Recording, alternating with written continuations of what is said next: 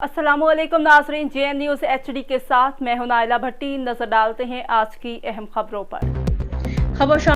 मेलसी से रिपोर्ट कर रहे हैं शराफत अली। शराफत RHC जिला जिम डॉक्टर के क्वार्टर पर चोरी की बिजली इस्तेमाल करने पर महकमा वापडा का छापा, डॉक्टर फरार, मुलाजिम गिरफ्तार। तफसील के मुताबिक महकमा वापडा सेकंड के मीटर इंस्पेक्टर महर खालिद हुसैन ने टीम के हमरा जिला जिम रूरल हेल्थ सेंटर में छापा मारा तो वहां पर तैनात डॉक्टर हसनैन मकबूल हॉस्पिटल के सरकारी क्वार्टर पर बिजली चोरी करके AC के मजे ले रहे थे।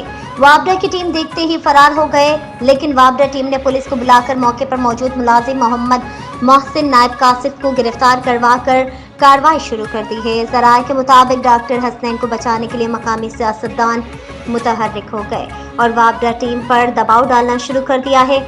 महर खालिद हुसैन मीटर इंस्पेक्टर ने सहाफ़ी को बताया कि बिजली चोर किसी रियायत के मुस्तहिक न हैं, इनके खिलाफ भरपूर कार्रवाई की जाएगी।